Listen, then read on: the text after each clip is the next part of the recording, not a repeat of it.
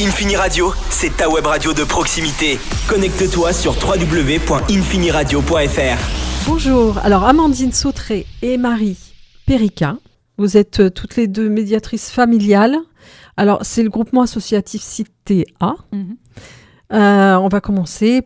Vous allez nous parler de votre parcours pour nous raconter comment, enfin vous présenter déjà et le parcours pour votre métier, pour arriver à votre métier. Qu'est-ce qui vous a amené à être médiatrice familiale, à chacune ? Alors moi, à la base, j'ai un parcours de travailleur social. Donc je suis éducatrice spécialisée de formation initiale. J'ai travaillé 15 ans dans le domaine de la protection de l'enfance. Et donc je suis allée vers la médiation familiale parce que j'avais besoin d'aller vers un dispositif qui soit plus ancré dans la liberté des personnes. Parce que quand on travaille en protection de l'enfance, on travaille beaucoup dans la dimension de la contrainte, où les familles sont obligées de collaborer et de coopérer avec les travailleurs sociaux. On travaille dans une dimension judiciaire très importante avec les juges des enfants. Donc là, l'idée de la médiation, c'était aussi de sortir un peu de ça, d'aller dans quelque chose de plus libre pour les personnes. Après, on est toujours sur la dimension de l'aide humaine. Ça, c'est commun. Voilà, c'est le fil conducteur de mon parcours. Ok, Amandine. Et moi, j'ai un parcours, je suis plutôt issue du monde culturel. Et donc, j'ai eu un besoin de changer à un moment donné. Mais moi, mes questionnements étaient plutôt sur le fait que...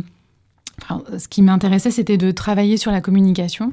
Comment est-ce qu'on transmet à l'autre ? Donc, il y a différents vecteurs dans le monde de la culture, le théâtre, le cinéma, la danse, par exemple.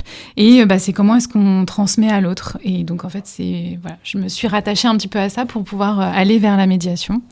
Et puis, j'ai, comme tout le monde, un peu rencontré des conflits un peu partout dans mon champ personnel, professionnel. Et j'ai été pas mal affectée par les ruptures. Et je me dis que, il y a plein de manières différentes de communiquer et de pas être dans la rupture. On a le droit de pas être d'accord, mais on peut quand même arriver à s'entendre. Donc du coup, voilà, ce petit chemin. Donc c'est une reconversion ? C'est une reconversion, oui, tout à fait. Alors, quelles sont les qualités personnelles et quelles sont aussi les formations ? Parce que du coup, on parle de reconversion. Quelles sont les formations pour arriver à exercer ce métier ? Sur les qualités, moi je pense que c'est important d'avoir une qualité d'écoute de l'autre. De l'empathie, de la bienveillance. Moi, je mettrais en avant aussi de la patience parce que la médiation, c'est amener du changement dans la relation, dans la communication. Et ça peut être long et lent. Donc, il y a quand même une forme de patience pour le médiateur à pouvoir laisser le temps aussi aux personnes d'activer ce changement. Donc voilà, sur les qualités principales. Moi, je te rejoins. Après, moi, je rajouterais peut-être qu'il faut aimer l'humain. Parce que si on n'aime pas l'humain, c'est un peu compliqué d'aller traiter en plus de choses pas forcément faciles comme le conflit. Moi, j'aime bien aussi la notion de créativité. Alors bon, ça rejoint un peu mon parcours aussi, mais on est très créatif en médiation aussi.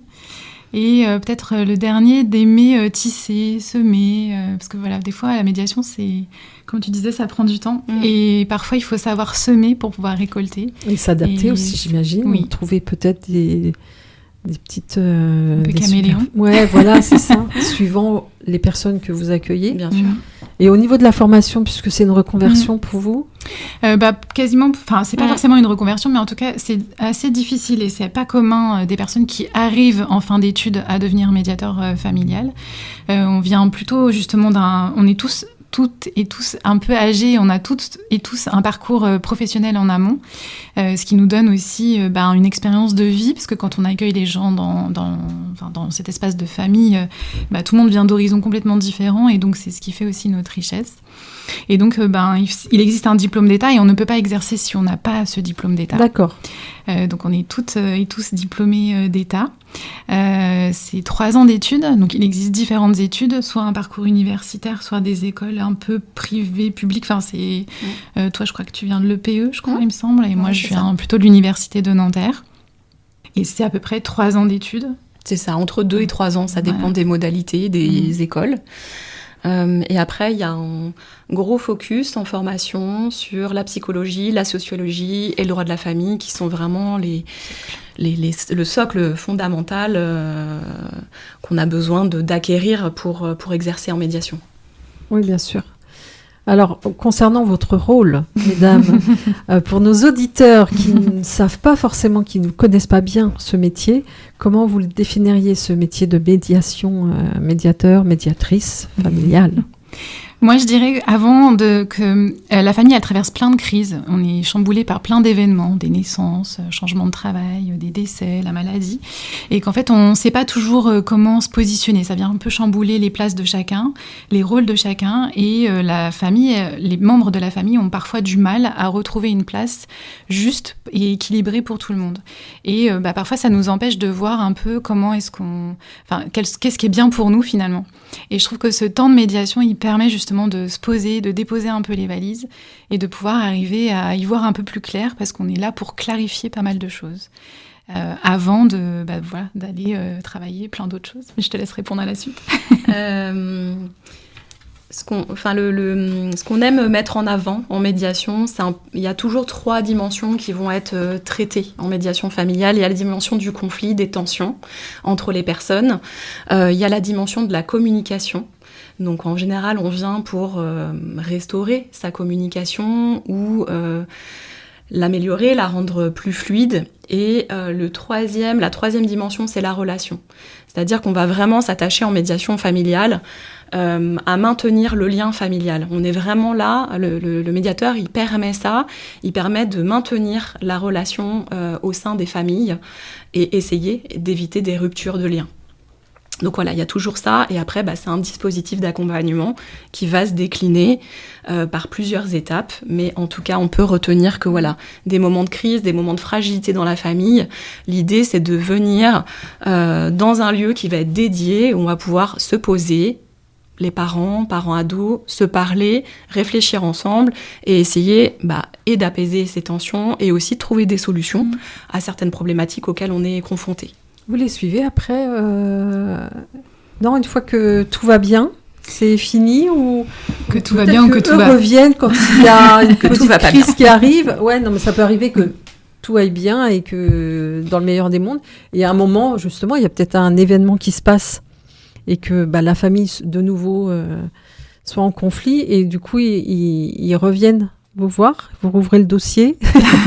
Ça arrive, en fait, on peut venir en médiation à n'importe quel moment de la vie familiale, en fait. Alors nous, on essaye de travailler un petit peu plus aujourd'hui sur la prévention, parce qu'on a parfois l'étiquette des démarrieurs, mais c'est pas toujours notre cas quand même. Et justement, l'idée, c'est de pouvoir venir à n'importe quel moment. Donc il y a des gens pour qui ils vont venir sur 2 séances, et tout va bien se passer et ils vont pouvoir continuer leur vie tranquillement.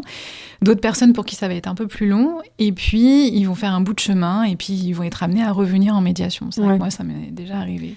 Après, ce qu'il faut retenir, c'est que c'est pas un dispositif long. On n'est pas dans un accompagnement de longue durée. Ça, c'est pas du tout l'idée de la médiation. L'idée, c'est vraiment d'accueillir les personnes sur un temps finalement assez court, quelques séances, et de les rendre autonomes pour la vie future. Ils viennent donner les clés, en exactement. Fait, c'est ça. Ils viennent un peu trouver des clés de comment mieux fonctionner ensemble. Si on pense à deux parents, par exemple, séparés, comment mieux fonctionner ensemble, comment mieux communiquer pour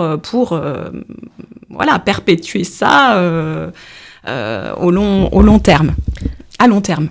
Alors, on va aborder les types de situations, justement, lorsque les familles font appel à vous. À quel moment de leur vie, dans quel type de situation, même si on en a un petit peu parlé tout à l'heure. Bon, il y a les séparations, il y a les conflits interfamiliales. Est-ce que, succession, décès, naissance. Je dirais quels sont... Alors, vous allez me dire, c'est tous les types, mais est-ce qu'il y a un conflit particulier, une situation particulière où vraiment il y a le plus de demandes, peut-être avec les enfants, les ados, je ne sais pas. Dites-moi. Le plus de demandes, c'est les parents séparés. Ça, très clairement, ça représente presque 80% de nos situations. Donc la plus forte demande, c'est pour accompagner les parents séparés à organiser les modalités de leur séparation. Et même s'ils sont séparés depuis fort longtemps, apaiser les tensions, les conflits, restaurer la communication, ça c'est vraiment le public le plus important qu'on ait. On a de plus en plus de médiation parents-ados. Donc parents-ados, c'est en général lié à une rupture de lien. C'est-à-dire qu'un ado, voilà, il serait plus en lien avec un de ses parents et la médiation peut lui permettre de renouer une relation et si c'est pas le cas, en tout cas de venir se parler et s'en dire quelque chose. Après, il y a tous les types, toutes les situations dans le champ de la famille. Ça peut être des frères et sœurs qui n'arrivent pas à s'entendre parce qu'il y a un parent qui est vieillissant, il faut prendre des décisions et c'est pas si facile que ça. Une succession, qu'est-ce qu'il peut y avoir d'autre des grands-parents qui ont perdu le lien avec leurs petits-enfants. Ça, c'est plus rare, mais ça arrive, on en a quand même de temps en temps. L'homoparentalité qui peut venir questionner et parfois apporter un peu son lot de conflits. C'est pas forcément des conflits très ancrés, mais ça peut être... il y a des choses à venir déposer, en tout cas, ouvrir un espace de parole entre les personnes pour que ça puisse être fluide, pour assurer la parentalité. Les familles recomposées, parce que parfois il y a du conflit dans les familles recomposées. Quand il y a des enfants surtout. Voilà, c'est ça, exactement. Les beaux enfants qui s'entendent pas avec le beau-parent, les enfants entre eux. C'est pas si simple de refaire famille en fait, avec des pièces qui sont pas de sang en fait. Donc il y a des choses à venir travailler et c'est possible effectivement d'accueillir ces familles-là dans l'espace de médiation. Ça arrive que ce soit des enfants qui demandent à venir vous voir. Et est-ce que vous arrivez, du coup, à réunir tout le monde? Est-ce que tout le monde veuille bien? Parce qu'il faut qu'ils soient tous d'accord. Vous ne pouvez pas les forcer, j'imagine. C'est peut-être compliqué, non? Dans certains cas Alors, est-ce que des enfants viennent à nous? Alors, déjà, nous, on va accueillir principalement les ados. Donc, on va déjà commencer plutôt vers 11-12 ans, qui est quand même un certain degré de maturité, une certaine capacité à pouvoir s'exprimer dans l'espace de médiation. C'est quand même pas facile, la démarche d'être confronté à un parent avec qui on est en conflit, c'est vraiment pas évident, donc ça nécessite un peu de maturité. Ça arrive que certains ados fassent la démarche de demander de l'aide et du coup ça paraît adapté d'aller vers la médiation. Néanmoins, il faut toujours qu'on ait l'accord des parents pour recevoir un mineur en médiation. Donc finalement, il va falloir aller vérifier auprès du parent qui donne son accord pour qu'on reçoive son ado. J'ai oublié quelle était l'autre question. Non, c'était ça. Est-ce que c'était compliqué de réunir la famille complète? Parce que peut-être qu'un ado qui justement est en conflit ou parce que ses parents viennent de se séparer, il le vit mal, vous demande mais je veux une médiation. Et est-ce que c'est compliqué du coup de faire venir les parents participer à cette médiation et de réunir tout le monde? Est-ce que tout le monde est plus ou moins d'accord en fait quand vous faites j'imagine que non, ça doit pas être très simple. Alors en fait, on a tout un dispositif. En fait, c'est un processus de médiation. Et en fait, on accompagne les personnes. On va les recevoir dans un premier temps avec des entretiens individuels, ce qui fait que ça va permettre à chacun de pouvoir déposer les sujets, nous prendre connaissance aussi de ce qu'ils viennent chercher en médiation, pour être sûr que c'est bien le bon dispositif pour eux. Et puis poser notre cadre de travail, parce que la médiation c'est très structuré. Il y a des règles en médiation et que chacun puisse bien comprendre ce qui est possible de faire et ce qui n'est pas possible de faire. Et puis une fois que c'est bien expliqué, les personnes peuvent se positionner naturellement. Alors il y a des personnes qui acceptent et puis d'autres personnes qui acceptent pas. Si elles n'acceptent pas, c'est le jeu, c'est-à-dire que c'est un espace de liberté et donc du coup on accepte. Tout le monde est obligé d'accepter que la médiation ne se mettra pas en place parce qu'il y en a un qui refuse. D'accord. Après, que ce soit l'ado ou que ce soit le parent. Exactement. D'ailleurs. Oui, bien sûr. D'un côté comme de l'autre, ça peut arriver qu'on ait un refus. Après, vous parliez de réunir la famille. C'est vrai que ce qu'on peut peut-être quand même dire, c'est que la médiation familiale, on réunit pas l'entièreté de la famille. Les personnes concernées, en tout cas. C'est ça. Oui, c'est-à-dire que, en général, en médiation, on est avec 2 personnes. Dans la démarche, il y a en général 2 personnes. Ça peut arriver qu'elles soient 3 ou si on est comme tout à l'heure dans les fratries, on peut imaginer qu'il y ait plus de monde, mais souvent ça se joue quand même, ça se danse à 2. Oui, c'est pas 15 personnes. Exactement. Oui. Là, ce serait compliqué. Mais à la différence de la thérapie familiale, où en thérapie familiale, ça va être un espace vraiment ouvert à tous les membres de la famille, et c'est autre chose qu'on va venir travailler, vraiment. Donc voilà, c'est pour glisser aussi que médiation familiale et thérapie familiale, c'est pas non plus les mêmes dispositifs. D'accord. Comment se déroule concrètement une séance, pour une première séance par exemple?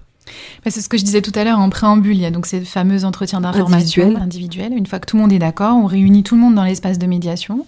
Et puis, on pose les sujets que chacun veut débattre et énoncer, aborder, pour que chacun puisse prendre connaissance des sujets des uns et des autres. Alors, des fois, il y a des sujets communs, des fois, il n'y a pas de sujet commun. Donc, on voit comment c'est possible de réunir tout le monde et de choisir un sujet pour démarrer. Et puis, on va commencer à aborder. Nous, le rôle du médiateur, c'est justement d'essayer d'aller répartir le temps de parole, parce que ça, c'est très important, que chacun retrouve une place équitable dans la durée, que chacun puisse s'exprimer avec des règles où justement on va essayer de ne pas aller accuser l'autre, donc il faut reformuler. Nous, on est là pour justement jouer un peu les gendarmes, entre guillemets. Et puis, nous, on est là pour clarifier, reformuler, pour que chacun puisse entendre les choses un peu différemment. Parce que parfois, quand on est embué dans nos émotions, on n'arrive pas tellement à dire les choses vraiment. Et donc, le médiateur, il est là pour aller creuser, pour savoir que les personnes, ce qu'elles voulaient dire, c'était bien ce qu'elles voulaient dire. Ouais. Donc, on va avancer comme ça, petit à petit. Alors, des fois, on a des outils qu'on utilise pour justement essayer de décentrer un peu les gens de la problématique, pour essayer d'aller voir le problème sous tous ses angles, et pour que chacun puisse prendre un peu de recul sur la situation, et puisse ensuite revenir dedans et prendre une décision. Parfois, on vient en médiation avec une idée très précise de ce qu'on veut, et on repart parfois avec pas vraiment ce qu'on avait décidé, mais parce qu'on a vu la situation vraiment différemment, et on se dit que c'est le bon choix au bon moment par rapport à cette situation-là. Et peut-être qu'après, le temps fera qu'on reviendra à autre chose, mais en tout cas, sur l'instant T, c'est ce qui est le meilleur pour soi-même et pour l'autre aussi. Alors, vous insistez souvent sur la neutralité, la confidentialité, c'est la base, j'imagine. Comment cela se traduit dans votre pratique quotidienne ? Alors nous, on aurait envie de rajouter neutralité à impartialité. Oui. Et la confidentialité, c'est un autre aspect, mais tous ces principes sont fondamentaux en médiation familiale. Sur le volet de la neutralité et de l'impartialité, l'idée en médiation, c'est d'accueillir les personnes telles qu'elles sont, avec leurs valeurs familiales, leur histoire, il n'y a aucun jugement, origine. Aucun parti pris. Exactement, c'est tout à fait ça. On accueille l'autre de manière inconditionnelle, avec son histoire et son parcours. Et le médiateur n'a pas à avoir de projet pour les personnes, il n'a pas à avoir d'objectif pour eux au cours de la médiation. Donc ça donne une personne aussi une grande liberté de pouvoir aller un peu là où elles veulent. Le médiateur, il va pas porter de jugement, il va pas donner de conseils, il est pas dans une posture descendante à donner du conseil, à faire du soutien à la parentalité. C'est pas l'idée en médiation. L'idée, c'est vraiment de laisser toute la place aux personnes, de pouvoir déjà partager leur propre vision à chacune, et laisser la place à une co-construction, peut-être, d'un chemin commun dans les valeurs, dans les principes éducatifs, qui sont quand même des sujets qui reviennent en permanence dans les médiations parentales. En tout cas, on parle de l'éducation des enfants. Et donc voilà, l'idée, c'est vraiment de leur permettre de trouver leur chemin commun. Le médiateur va pas venir mettre son grain de sel là-dedans, sur ses propres idées, ses propres valeurs, sinon ça n'aurait pas lieu d'être. L'idée de l'impartialité, comme le disait Amandine tout à l'heure, c'est de les mettre à un équilibre.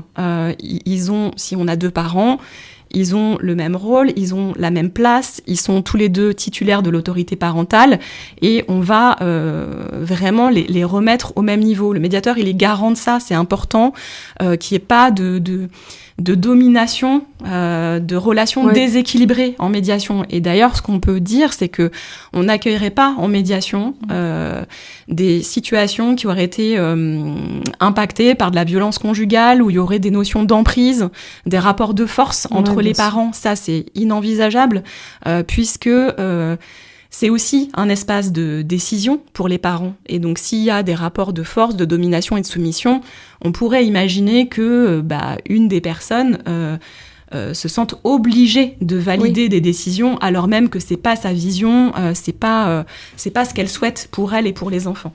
Donc, l'idée de l'impartialité, c'est aussi ça, d'assurer un équilibre entre les personnes, de ne pas prendre parti, et de leur laisser vraiment la place de co-construire ce qu'elles souhaitent. D'accord, de se rapprocher, de remettre un contact en fait. Peut-être parce que justement quand on parlait de séparation et de personnes séparées, divorcées, c'est peut-être aussi ce lien qui est complètement cassé, et c'est pour pouvoir leur redonner... Ouais, c'est ça. Puis les parents, ils ont connu la conjugalité quand ils étaient ensemble sous le même toit. Il y a tout ce processus de deuil finalement à faire. C'est une perte en fait. Quand on se sépare, c'est une perte. On perd le couple. On peut avoir le sentiment de perdre la famille qu'on a formée ensemble. Du coup, les personnes, elles sont extrêmement fragilisées par ça. Et du coup, nous, on dit en médiation qu'on accompagne ces personnes-là à passer de la conjugalité à la parentalité. Il y a vraiment...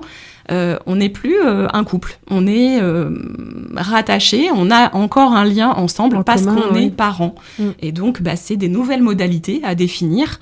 Et puis, ça demande du temps et à se réajuster. C'est pas évident, mais on tente en tout cas de les soutenir dans cette modification de la relation.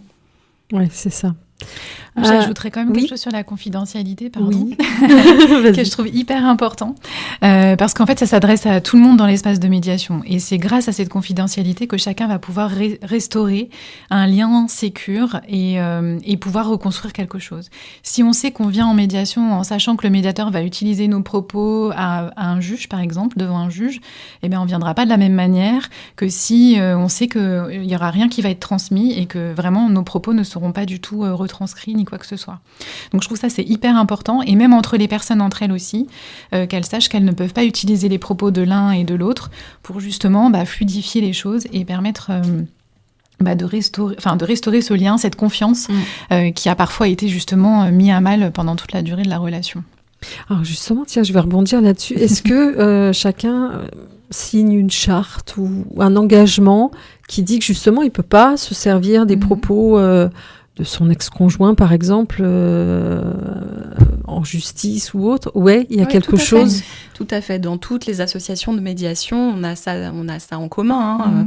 C'est qu'on fait signer une sorte de contrat d'engagement. Ouais. Les personnes s'engagent à respecter les règles de la médiation, donc la liberté, la confidentialité, tout ce qu'on a un peu évoqué avant.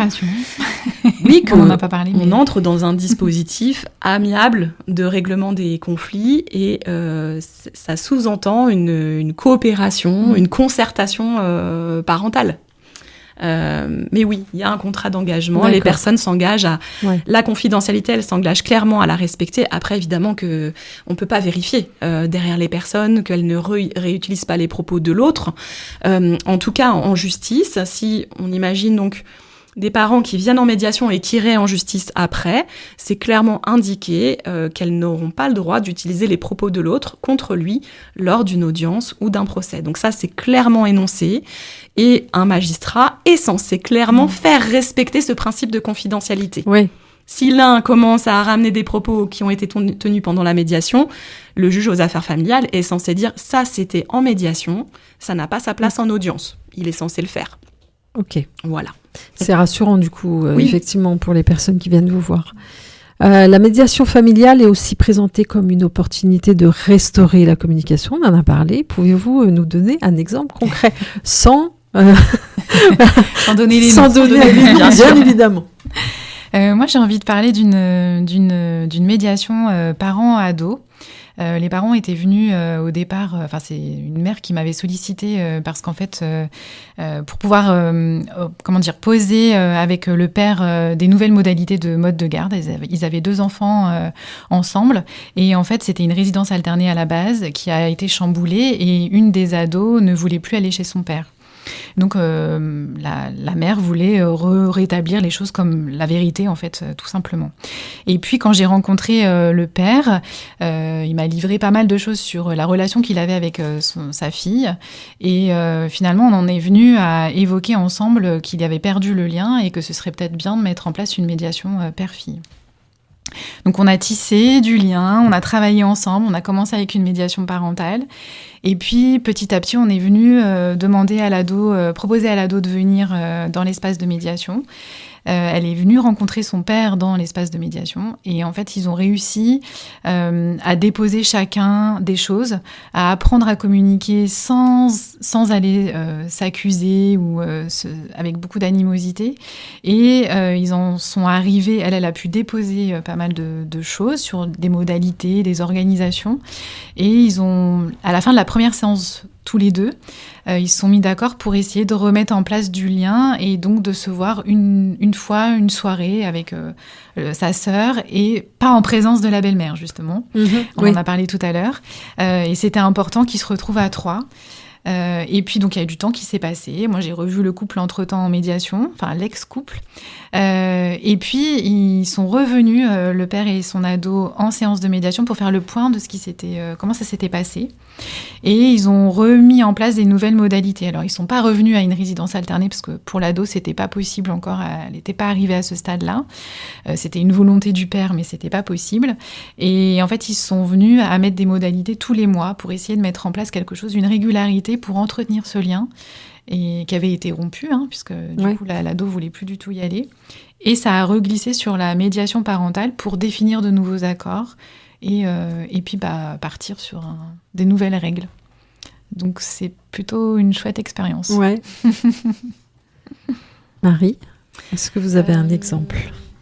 Alors, je peux donner... Je ne pense pas à une situation en particulier, mais sur les médiations parentales, ce qu'on voit quand même très fréquemment, on voit arriver en médiation des parents qui ont été extrêmement abîmés par des procédures judiciaires longues, avec un impact émotionnel très important, avoir un peu dû sortir les armes pour mener une bataille à l'autre parent. Ça peut être utile à un moment donné, mais ça peut aussi vraiment abîmer le lien et avoir pour conséquence de rompre la communication. Oui. Donc on a parfois des parents qui viennent vers nous après un parcours comme ça compliqué et où la communication est quasi inexistante.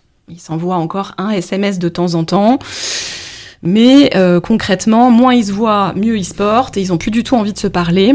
Mais finalement, ces parents-là, comme tous les autres, ils sont rattrapés par la réalité de la vie. Et parfois, ça va passer par un événement qui va concerner un enfant.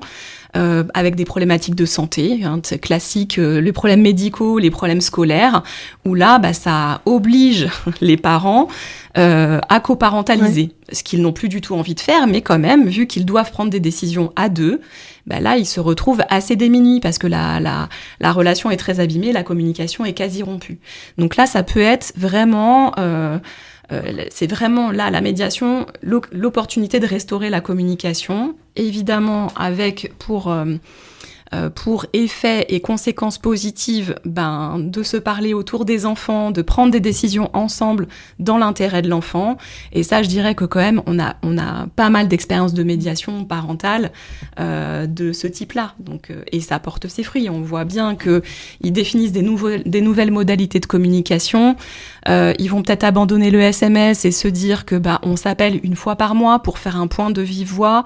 En tout cas, on va les aider à définir de nouvelles modalités de communication parce qu'ils ont fait l'expérience que quand elle est quasi rompue, c'est pas vivable pour les enfants en premier lieu. Oui, bien sûr. En quoi votre travail contribue-t-il à pacifier la société au-delà du cercle familial ? C'est une grande question. Oui. Moi, j'ai envie de dire... alors, j'ai travaillé en établissement scolaire aussi. Oui. Donc, du coup, on voyait très rapidement que des ados qui étaient en difficulté scolairement parlant, pas forcément jusqu'à l'échec, mais en difficulté, quand on creusait un peu, il y avait une problématique familiale. Donc, le fait de venir pacifier un peu la famille, c'est aussi pacifier un bout de la société quand même, une autre société, l'école par exemple. Et j'ai un autre exemple aussi qui me vient en tête, c'est on vit dans une société aujourd'hui où les réseaux sociaux prennent une place très importante et on est dans quelque chose d'un peu binaire. C'est beau, c'est pas beau, et si c'est pas beau, je te fais la guerre. Et je trouve que la médiation, c'est un peu cette troisième voie où c'est ni noir, ni gris, ni noir, mais voilà, il y a autre chose qui peut exister et voilà, c'est un peu moins binaire du coup. Ok. Moi, j'aurais envie de mettre en avant les valeurs humanistes, en fait, qui sont développées en médiation. On peut imaginer que les personnes qui viennent faire l'expérience de la médiation, peut-être qu'elles vont être transformées, elles vont évoluer, et du coup les bienfaits qu'elles auront pris en médiation, elles vont aussi pouvoir les diffuser à l'extérieur. La famille, c'est comme un système, il y a des interactions entre les membres de la famille, mais chacun de ces membres de la famille a aussi des interactions avec le monde extérieur. On parlait du milieu scolaire, par exemple, et il y en a plein d'autres. Ça peut être le travail, ça peut être le cercle amical, les activités sportives. Si les gens vont mieux, on peut imaginer aussi qu'ils vont diffuser leur mieux-être auprès des autres.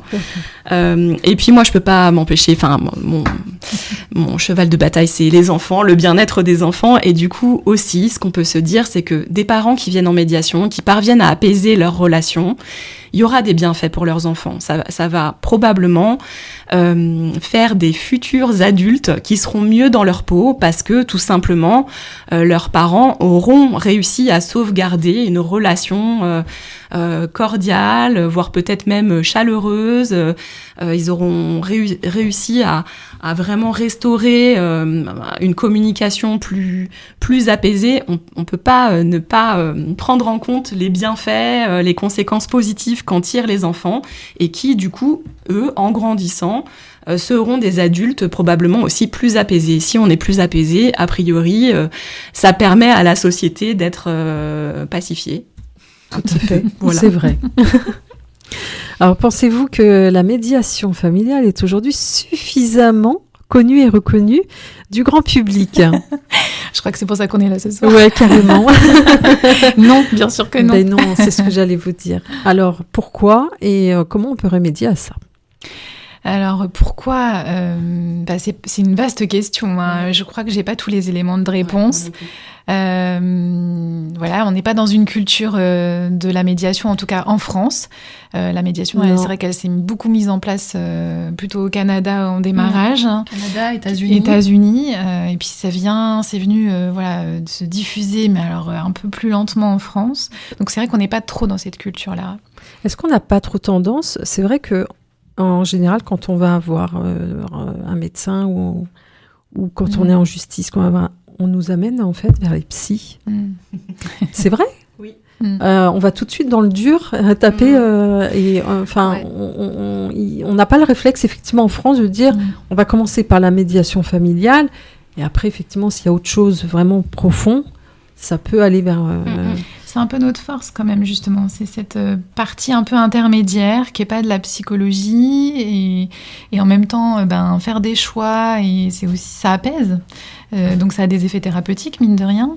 Donc c'est vraiment cette frontière un petit peu entre les deux et justement les réfractaires à la psychanalyse, du coup ils peuvent facilement venir en médiation. Oui.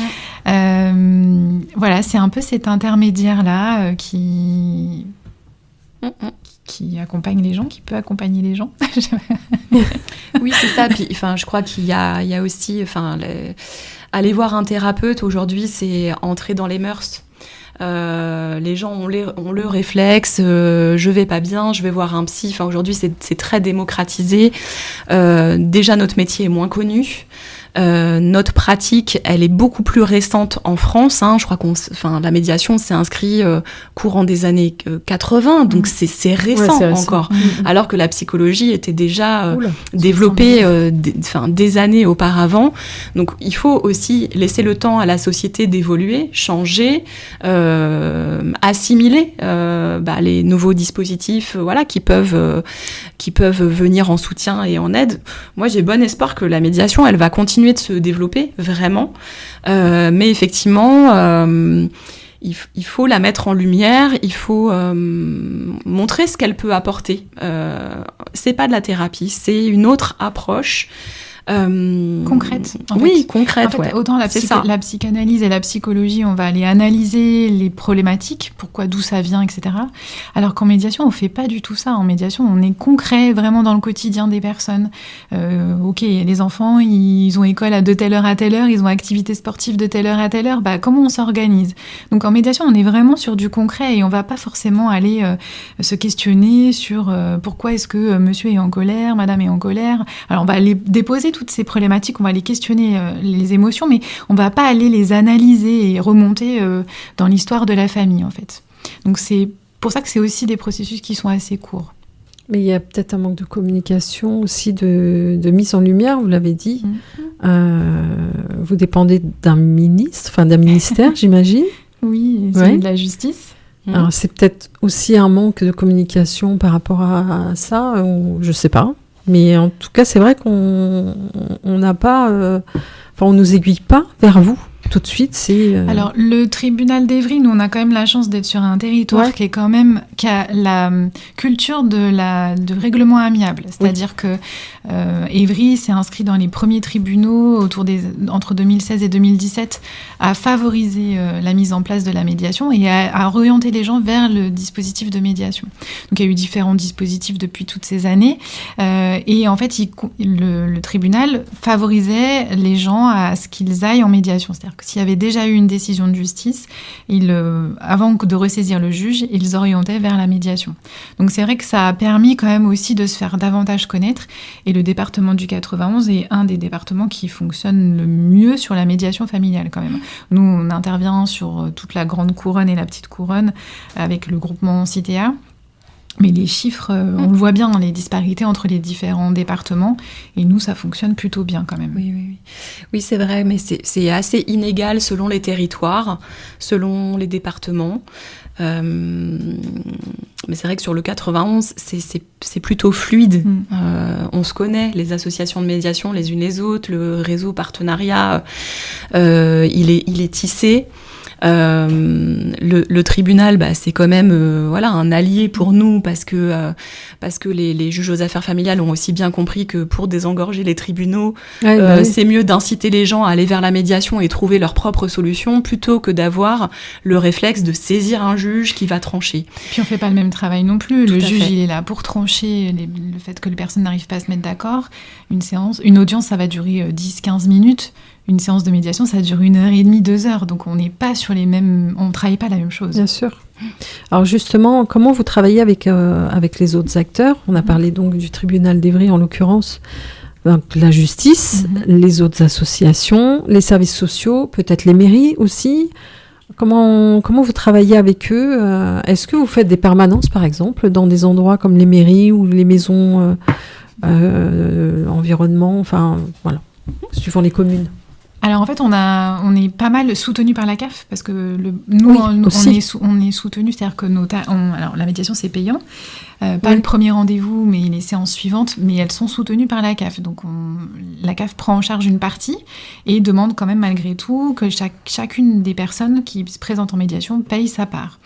Mais au-delà de ça, la CAF a un accompagnement important, c'est-à-dire que c'est elle qui va définir aussi la répartition sur le territoire des différents postes de médiateurs et des différents lieux de permanence. Donc en fait, il y a déjà un réseau qui se met en place via la CAF, donc ça ne nous appartient pas toutes les deux présentes aujourd'hui, mais voilà, ça joue un petit peu plus haut. Et puis ensuite, en fonction du réseau de la CAF, on va aller définir soit une intervention, une ouverture de permanence, soit dans un CCAS, dans une mairie, dans une maison des droits, des points d'accès à France Service par exemple, des MDS, des associations. Il va y avoir plein de lieux un peu... En fait, on est beaucoup dans la proximité. On essaye d'aller un peu partout sur le territoire et de rayonner un peu de cette manière-là. Et donc, le fait qu'on travaille aussi ensemble avec différents acteurs, du coup, ça va permettre ce réseau, apprendre à se connaître. Les personnes, je pense à des travailleurs sociaux avec qui j'ai des relations, vont penser à moi, vont penser au dispositif de la médiation familiale et renvoyer les personnes quand il y a besoin. Et puis inversement, nous, quand on voit des problématiques en médiation, on renvoie aussi vers les différents acteurs. Donc ça crée aussi du lien, un maillage sur le territoire en fait. D'accord. Donc vous l'avez dit, alors, je ne savais pas, du coup c'est payant, mais du coup la CAF prend quelque chose à sa charge, il y a un reste à charge, je pense que c'est pour la conscience, peut-être pour qu'ils soient conscients. Non, c'est peut-être ça aussi, donc qu'ils vont dans cette démarche et que tout ne soit pas pris en charge, mais du coup il y a quand même une participation de la CAF, donc les personnes peuvent aussi s'adresser à la CAF quand ils ont besoin Alors, les personnes peuvent s'adresser à la CAF et être orientées sur les différentes associations. La CAF subventionne des associations de médiation familiale. Il y a aussi des médiateurs familiaux qui travaillent en libéral, qui, eux, fixent leurs tarifs. Mais quand on est une association conventionnée par la CAF, sur tout le territoire national, on propose la même tarification, qui est un barème que la CAF a élaboré par rapport aux ressources des personnes. Donc le barème, il va aller du RSA jusqu'à, je sais plus, 5 000 € de revenus nets mensuels. Et après, il y a des fourchettes qui correspondent à un montant qui va s'appliquer en médiation. Le principe, c'est que chacun paye pour lui.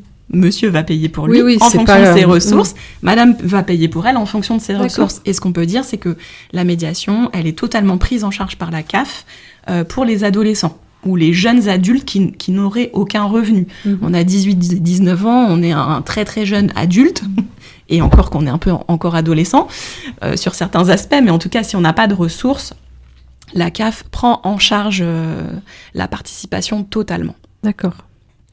Quelles sont les initiatives menées, on va parler en Essonne, pour faire connaître, on en a parlé un peu tout à l'heure, la médiation familiale. Alors, en Essonne, les associations sont très dynamiques entre elles. Vraiment, on se connaît tous assez bien. Donc, on a à cœur d'organiser des choses en commun aussi.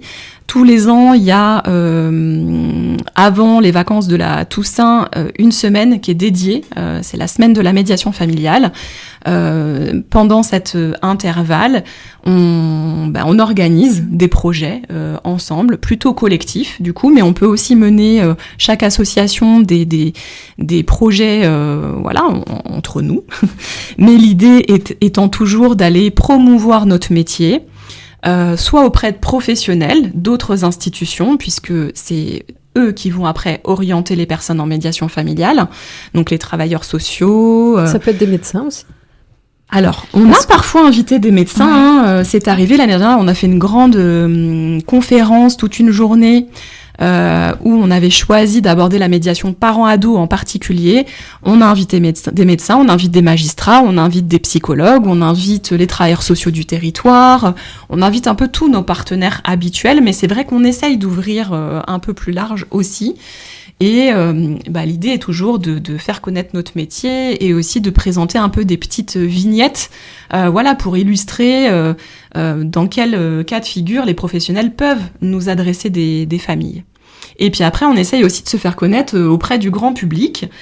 Donc on a mené des actions dans des lycées, on a mené des actions auprès d'adultes, et puis on essaye aussi d'être présent sur les forums associatifs où on tient des stands et voilà, on accueille le tout venant en expliquant ce qu'est notre métier et ce qu'est le dispositif. Ou à d'autres journées nationales, comme je pense à la journée nationale d'accès au droit, qui est autour du mois de mai dans ces eaux-là, et donc souvent on participe aussi pour animer et se faire connaître aussi autrement et toucher d'autres publics en fait. Alors, on va parler de la semaine de médiation, puisque vous en avez parlé tout à l'heure. Ça, c'est à partir de vendredi, c'est du 10 au 18 octobre. Dans ce cadre-là, un événement, la médiation fait son cinéma. Pouvez-vous nous expliquer le principe ? Alors, c'est ciné-débat. Donc, quel est le principe du ciné-débat ? Alors, on a prévu, nous, sur cette semaine de découverte, 2 ciné-débats. Donc, il y en aura un mardi 14 octobre, donc, qui arrive là au cinéma de Saint-Michel-sur-Orge, et puis un autre vendredi 17 au cinéma Arcel à Corbeil-Essonnes. L'idée, c'est d'aller à la rencontre de publics un peu différents, de changer un peu justement la personne qui vient au cinéma, c'est pas la même personne qui va venir spontanément en médiation. Bien donc l'idée, c'est d'aller à la rencontre des gens un peu différemment et de proposer des films. Donc nous, on en a sélectionné 2. L'idée, c'est aussi... Enfin, non, c'est pas l'idée, c'est que le cinéma, je trouve, est aussi très créatif et utilise beaucoup la thématique de la famille. Et donc, il y a pas mal de films qui relatent des problématiques familiales. Donc, l'idée, c'est d'aller justement proposer aux personnes de revoir un film et puis de venir ensuite échanger sur ce que ça produit pour eux, ce qu'ils ont envie de partager avec nous. Et puis, nous, de nous faire relais et de présenter aussi la médiation à cette occasion. Alors, que souhaitez-vous que le public retienne de ces soirées ciné-débat ? Peut-être de vous connaître, du coup. Oui. L'idée, c'est avant tout de créer du lien social, parce que ça, c'est quand même quelque chose qui nous parle beaucoup, à nous, qui sommes des spécialistes du lien et de la relation. Donc déjà, c'est vrai que le cinéma, c'est un peu passif. On est devant l'écran et on reçoit. On ne se parle pas. Mais l'idée du débat, c'est que justement, après, on partage les uns avec les autres sur leurs ressentis. Là, on a préparé, il y a une séance avec des lycéens l'après-midi et le soir pour le public le tout venant. Déjà, on prépare pas les choses de la même façon parce que les lycéens, ils vont pas avoir le même, probablement pas le même regard que les parents sur un film. Ils vont voir les choses avec leurs lunettes, de leurs fenêtres. Mais l'idée étant toujours de les amener à parler de leur famille, des difficultés qu'ils peuvent traverser, des expériences qu'ils ont pu faire. Notamment, on a un film qui traite de la séparation et de comment ça se passe après une séparation. Donc, tout ça, c'est des sujets qui peuvent être parlants pour eux. Ça leur permet de s'exprimer, d'être au contact de professionnels un peu spécialisés dans le domaine de la famille. Et voilà, c'est un lieu, ça permet de l'échange, surtout c'est riche, c'est dynamique. Oui, puis même si les personnes ne sont pas forcément concernées, on peut venir voir un film sans être concerné, mais c'est aussi diffuser, c'est-à-dire semer à leur tour dans leur entourage. Je pense que tout le monde est plus ou moins touché, la société aujourd'hui. Oui. Dans son entourage personnel, on a des amis, de la famille qui divorcent. Je pense cet exemple-là, mais après il y a plein d'autres exemples qu'on pourrait utiliser. Même si on n'est pas concerné directement, de penser à le diffuser auprès de ses proches pour que ça s'aime. Alors, pour participer ou se renseigner sur... vous l'avez dit, on va directement au cinéma, en fait, c'est oui. Ça. On va sur Infini Radio, on va les partager sur nos réseaux sociaux. Vous aurez quand même, comme ça, les dates avec les cinémas concernés et les films aussi. Comme ça, les gens verront quels films ils peuvent voir. Où peut-on vous retrouver ou vous contacter vos services de médiation familiale, en fait, près de chez soi, parce que vous êtes, là on parlait de l'Essonne, en Essonne, par exemple, quelqu'un essonnien, un Essonnien, une Essonnienne, a besoin et voudrait vous contacter, comment il fait ? Alors, en fait, nous, on a à peu près 19 lieux de permanence sur l'Essonne. Ouais. Donc, a priori, en allant frapper au niveau d'une mairie, on doit pouvoir trouver nos coordonnées. Mais au-delà de ça, on a bien évidemment, on est sur les réseaux sociaux, on a un site internet. Donc, nous, en tapant CITEA ou Médiation familiale 91, tout simplement, sur Google, on va avoir toute la liste de toutes les associations qui proposent des services de médiation. On peut aussi aller sur le site internet de la CAF qui va aller recenser aussi toutes les structures qui proposent de la médiation sur le 91. Et donc, du coup, trouver facilement. Oui. En tout cas, trouver une structure près de chez soi, parce que vous êtes disséminés dans tout le 91. Nous, on a un standard général. Donc, on peut, pareil, donner le numéro de téléphone. Ok. Si c'est pas CITEA qui est sur le secteur, il y aura probablement une autre association qui sera sur le secteur, parce que vraiment, le département du 91 est très bien pourvu. Vraiment, les lieux de permanence ont été quand même bien pensés par la CAF. C'est la CAF qui a fait ce travail-là aussi, d'aller repérer les besoins sur le territoire. Et le 91 est très bien pourvu. Et vous, CITEA, vous êtes sur quelle commune Alors, 12 communes. Va-t-on les connaître par cœur ? Alors, on est à Évry. C'est disséminé un peu partout ? Oui. Non, d'accord. Ouais. Oui. On a essayé d'aller dans le nord, dans le sud, dans l'est, dans le centre. On est tu vas mieux maîtriser que moi, ça, Amandine. Ok, alors plutôt sur le nord, on va être sur Athis-Mons-Juvisy, Épinay-sous-Sénard, Évry. On a une permanence sur Arpajon, Angerville, Étampes. Qu'est-ce que j'oublie ? Palaiseau, Les Ulisses, Massy. C'est à 10. Je suis à 10. C'est pas mal. C'est pas mal. Il en manque 2. Je les ai plus en tête. Mais on peut retrouver facilement. Partout. Je pense que partout en Essonne, on vous trouve. En tout cas, nous, on a un secrétaire qui est au top. Voilà.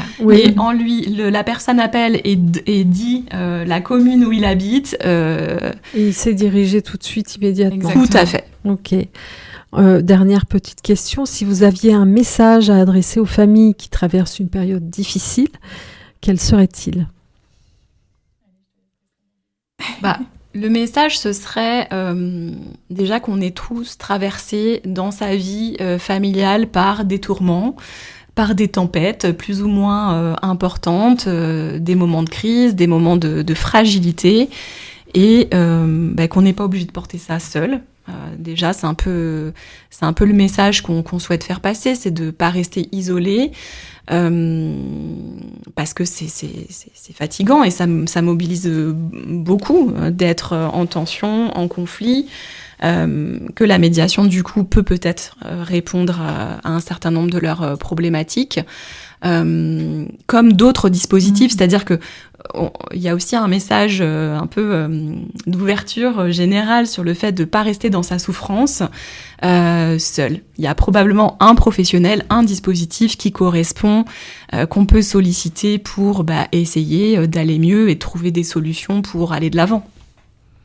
Je rajouterais peut-être de ne pas oublier l'intérêt des enfants, parce que souvent quand on est dans le conflit individuel, on oublie les personnes qui sont proches de nous, et que du coup c'est intéressant de pouvoir élargir un peu. Mais ça justement, l'idée c'est de pouvoir être accompagné pour pouvoir le faire plus facilement. Est-ce que vous avez quelque chose à ajouter ? Est-ce que vous souhaitez ajouter quelque chose ? Merci pour l'invitation. Bon, en tout cas, on n'oublie pas, c'est la semaine de la médiation du 10 au 18. Il y a des débats, il y aura d'autres choses, d'autres actions. Et merci Amandine Sauteret et Marie Périca. Merci d'être venue au micro. Merci à vous.